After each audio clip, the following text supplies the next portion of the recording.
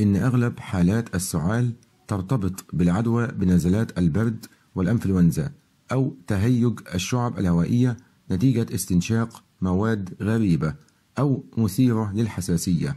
السعال قد يكون جافا أو رطبا مصحوبا بخروج مخاط أو بلغم. في هذه الحالة الثانية يعتبر خروج هذا المخاط شيئا إيجابيا لأنه يطرد معه البكتيريا المعدية من الشعب الهوائية، وهناك وصفات طبيعية لتهدئة السعال الجاف. أما السعال الرطب فليس من الصواب إيقافه أو تهدئته، وإنما يجب العمل على تليين المخاط لتسهيل طرده وتنظيف الشعب الهوائية والرئتين منه. أولا، خذ ملعقة من العسل وعصير الليمون.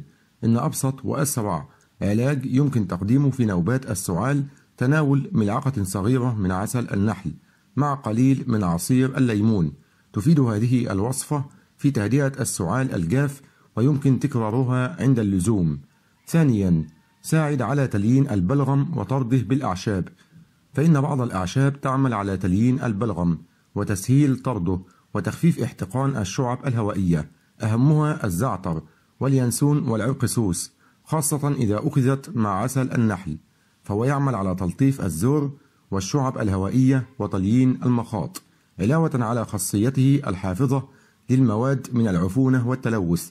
بذلك يمكن تجهيز مستحضر من هذه الأعشاب يحفظ في المنزل لاستعماله عند الحاجة، ويمكن تحضيره على النحو التالي: ملعقة كبيرة من بذور اليانسون، ملعقة كبيرة من جذر العرقسوس المجفف والمقطع، ملعقة كبيرة من الزعتر المجفف، 500 ملي من الماء وهي حوالي 2.5 كوب، 200 ملي من عسل النحل وهي حوالي كوب واحد.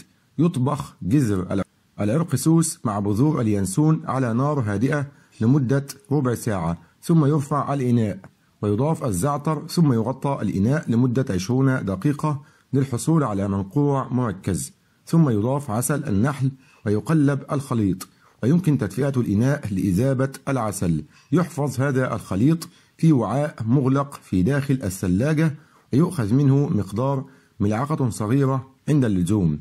ثالثا، داوي السعال بالعسل والبصل، فيحتوي البصل على ريزينات تعمل كمواد منفسة وطاردة للبلغم، كما تمتاز بتأثير مضاد للميكروبات.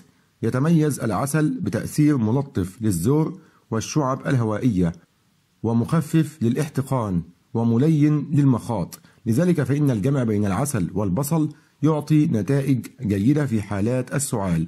جهز الوصفة التالية: بصلة كبيرة مبشورة مع كمية مناسبة من عسل النحل.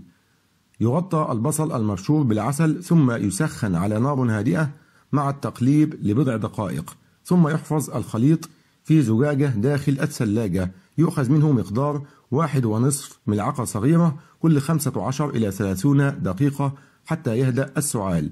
رابعا، استنشق زيت النعناع لتهدئة نوبات السعال، فيحتوي زيت النعناع على المنتول والذي له رائحة قوية نفاذة التي تلطف الاحتقان وتساعد في تهدئة نوبات السعال الجاف. ضع نقطة من زيت النعناع العطري أسفل فتحتي الأنف لاستنشاق رائحة المنتول، أو ضع بضع قطرات على الوسادة لاستنشاقها أثناء الليل. خامسا، الحلبة لطرد المخاط وتليين الكحة، فعندما تلازمك الكحة لفترة طويلة ولا تريد الرحيل استعن بمشروب الحلبة، إذ تحتوي بذور الحلبة على مركبات تساعد في طرد المخاط وتخفيف الكحة المزعجة والقضاء عليها. للحصول على تأثير واضح اشرب عدة أكواب يوميا. سادسا، 3 أكواب من شاي الشبت تخلصك من السعال. إن السعال المزعج خاصة الجاف المتكرر يفيد في تلطيفه تناول شاي بذور الشبت. أضف إلى فنجان من الماء المغلي مقدار ملعقة صغيرة من بذور الشبت المخدوشة، اتركها تنقع بالماء لمدة 10 دقائق مع تغطية الفنجان، ثم قم بتصفية هذا الشاي وتحليته بعسل النحل. تناول منه مقدار 3 فناجين يوميا.